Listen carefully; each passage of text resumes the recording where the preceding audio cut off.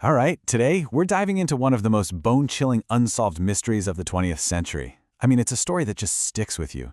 You've got 9 incredibly experienced hikers, a brutal, unforgiving mountain, and a bunch of clues that are so bizarre they just defy any logical explanation.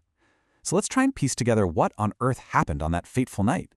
So this is where the whole thing kicks off. And it doesn't start with a search party. No. It starts with a terrifying discovery. Imagine this. A single tent, totally abandoned on a remote mountainside. And it's been sliced open. But here's the kicker. It was cut open from the inside. Not by a rescuer, not by some animal, but by the very people who were supposed to be safe in there. That one detail, it sets the stage for all the madness that follows. Okay, so let's set the scene. We're in the heart of the Soviet Union, deep in the brutal winter of 1959. A group of 9 hikers, mostly students and recent grads, all super experienced, they set out on what was supposed to be this incredible, challenging adventure. Their goal? To trek through the northern Ural Mountains. And at first, everything seemed totally normal. They took a train, then a truck, and finally they strapped on their skis and headed out into the wilderness. By February 1st, they'd set up what would be their final camp, and they did it on the slopes of a mountain called Kholat Syahal. Now, get this. In the local Mansi language, that name translates to Dead Mountain. Talk about some chilling foreshadowing, right? And I really have to stress this. This was not a group of amateurs. We're talking 9 highly skilled, Grade 2 certified hikers and skiers. Their leader, Igor Dyatlov, was incredibly capable.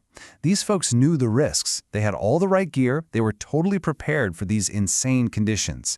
I mean, photos from their own cameras show them smiling and laughing just hours before everything went wrong. And that's what makes what happened next so baffling. So, the date they were supposed to return came and went. Silence. A search party was finally sent out. And what they found? Well, it wasn't just a tragedy. It was a scene of pure, unexplainable terror. The whole scene was just a mess of contradictions. Like we said, the tent was ripped open from the inside, which screams desperate escape, right? But here's the question that kicks off the entire mystery. Why would you flee your only shelter without your boots, your coats, your survival gear, in literally freezing temperatures? I mean, none of it made any logical sense.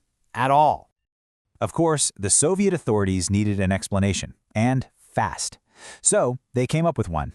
But, as investigators and amateur sleuths have discovered over the years, the official story, well, it just doesn't add up. Not even close. The official investigation basically concluded that a compelling natural force was the culprit. It's a bit of a vague phrase, but everyone pretty much took it to mean an avalanche. And look, at first glance, you can kind of see the logic, right? A sudden wall of snow coming down on you, that's definitely one of the few things that would make you panic and cut your way out of a tent. But here's the thing. Is that what the evidence actually shows? Because when you really start looking at the details from the scene, that whole avalanche theory, it just starts to crumble piece by piece. Yeah, this is where the official story really hits a wall. First off, the tent wasn't even buried in snow. It was just kind of partially collapsed. Their ski poles were still standing upright right next to it. The slope itself wasn't even steep enough for a major avalanche. And maybe the biggest thing, the bodies had no signs of being dragged or tumbled by a huge wave of snow. The physical evidence just does not fit the story. So, if it wasn't an avalanche, what was it? This is the point where the case goes from a tragic accident to something else entirely. Something deeply weird. Because the evidence, it's about to get a whole lot stranger. Okay, so some of the bodies, the ones they found months later when the snow thawed, had these absolutely horrific internal injuries. The medical examiner's report is just chilling to read. It describes massive chest fractures and skull damage, the kind of force you'd see if someone was hit by a car. But wait, here's the impossible part. These catastrophic internal injuries had no external wounds to match. No bruises, no cuts, no soft tissue damage whatsoever. It was like they'd been crushed by some immense, invisible force that didn't even leave a mark on their skin. I mean, how is that even possible? And the strangeness just keeps piling on. You've got the panicked escape, the abandoned gear, the impossible injuries, and then the search parties heard something else. There were multiple, independent reports from other people in the area. Reports of seeing strange, silent, orange spheres moving in the sky on the exact same night the hikers died. So, with the official avalanche theory looking more and more like Swiss cheese, a huge vacuum was created.